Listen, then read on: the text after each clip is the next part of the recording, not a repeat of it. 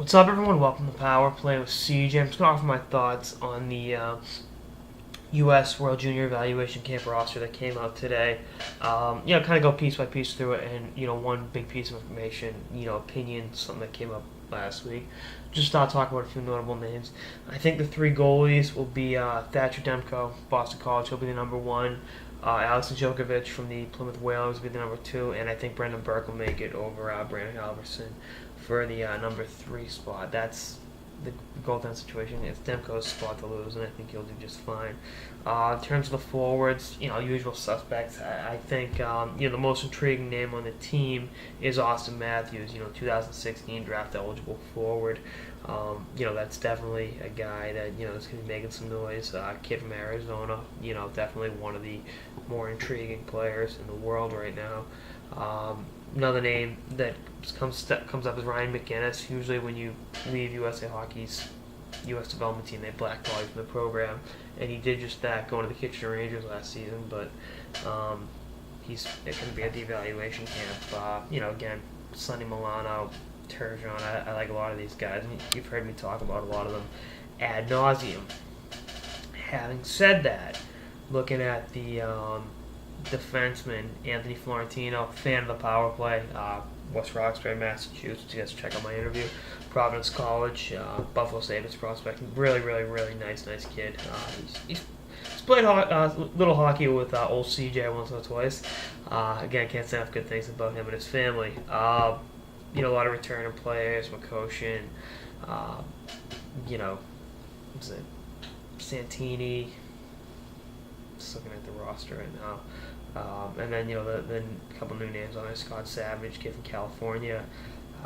Good player. I like him. Michael Downing, Florida Panthers prospect. Like him. Tommy Vanelli, who left Minnesota and then went up to Medicine Hat and lit it up. And Lucia was coaching the U.S. Pro Junior team, so he wasn't making that roster.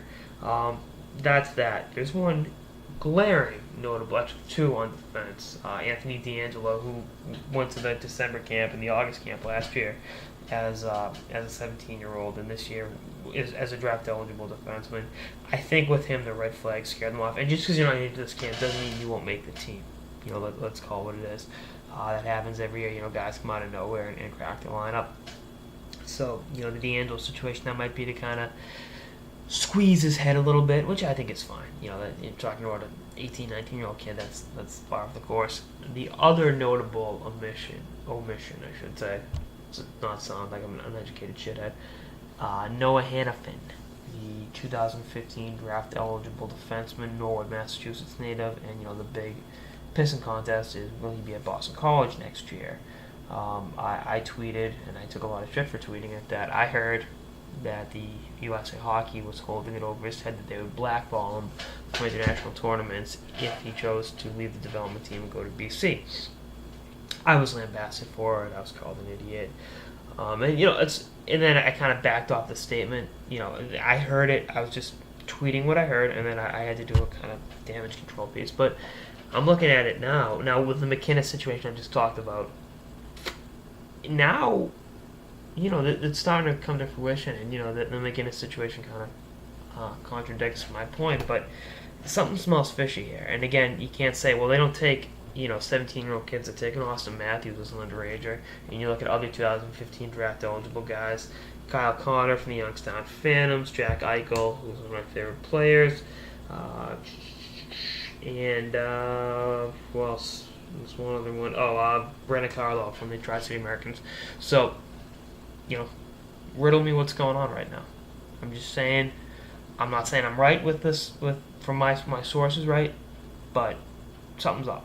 So we'll see what happens with that. And again, it's not guaranteed he doesn't make the team. He probably will make the team. I think Kim and D'Angelo will make this team.